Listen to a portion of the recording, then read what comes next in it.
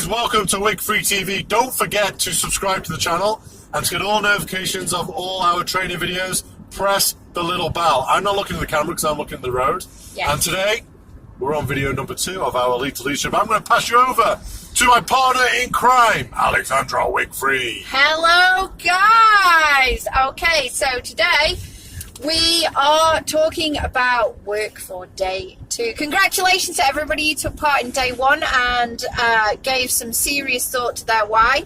We are so impressed with what you have come up with, and think many of you have incredibly strong reasons to want to be involved in a direct sales business and pushing it forward and really giving this course and your business your all. So we know why we're involved in the business, but now we need to look at some direction, because yeah, you all want to be successful and you all want to spend time at home and you all want to have more money for treats and you all want to have more time with your family, and that's great. You know where you want to go, but we need direction. Because if I just throw you in a rowboat and say, make it to Australia, you are going to row round and round and round in circles.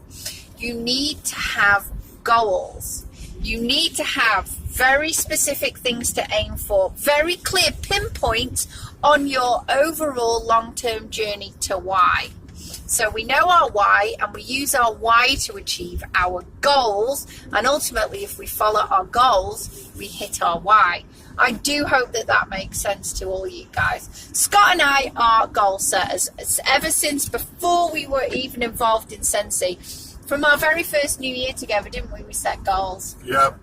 And we have always had very clear goals for our year, goals for self-improvement, goals for improving our life, both personally, individually, and also together. And we have always been very, very clear in that. We always write our goals down.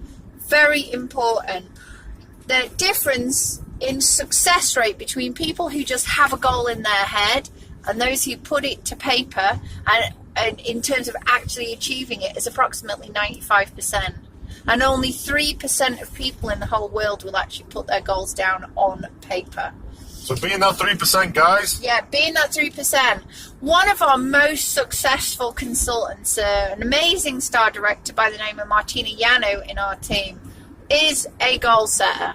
And she writes her goals down, and she will tell you herself the reason that she is such an amazing success is down to her goal setting. It gives a very clear laser focus.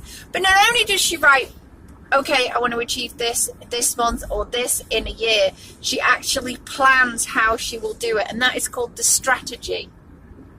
So you need to set a goal, and then you need to have the strategy behind it. And that's why we need to make our goals what we call SMART. So I'm going to put some information in the team page after this video airs about creating what we call SMART goals. So they are specific. That means they're very clear. They are measurable. In other words, we can tell when we've achieved that goal. They're attainable or achievable. Because honest to God, if I told you that I now want to become a fighter pilot, obviously that's never, ever, ever going to happen.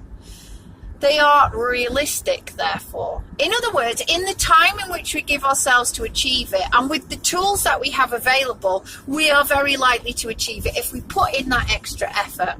And finally, they are timed. I'm rubbing my nose. I've got itchy nose. Someone's talking about me. They are timed. And that means that we put a time limit on things so that we know that we can achieve success within a certain time frame, or we need to reassess our goals and we need to go through them again.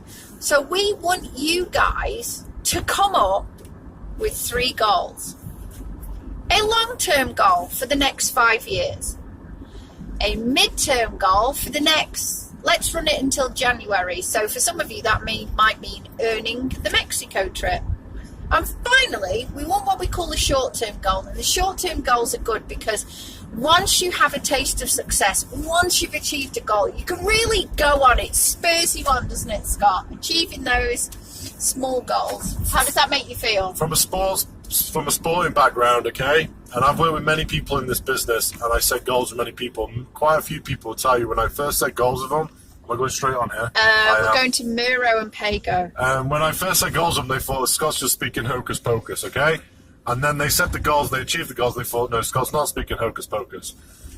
Do you think a sports team sits down at the beginning of the season and goes, I'll just see how it goes? If they do, they're not going to get anywhere. There's a good chance if they're in a league, they're going to get relegated with that.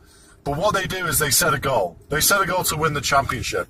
And then they break it up into games, which are your short-term goals. So the first game is coming up next week against Alexandra. That's just an example. And they set a goal to achieve that goal. And that is their short-term goal. But their long-term goal is to win the championship. If a sports team does not sit down and goal set at the beginning of the season, they're not going to win. And that's the same in your business. If you don't set goals, you're just going to drift and you're not going to win. Cool. Period. End of story. So there you go. So I do hope that our short video on goal setting has made some sense to you. I know when you don't set goals, or you're new to goal setting, it can be quite a challenge to make sure that they're right. So we're going to challenge you to set those 3 goals, and we will pop it in the comment box below as well. And then we want you to be accountable, and we want you to share them in the group. So okay? what's the next video on, Alexandra? So I can pop it in.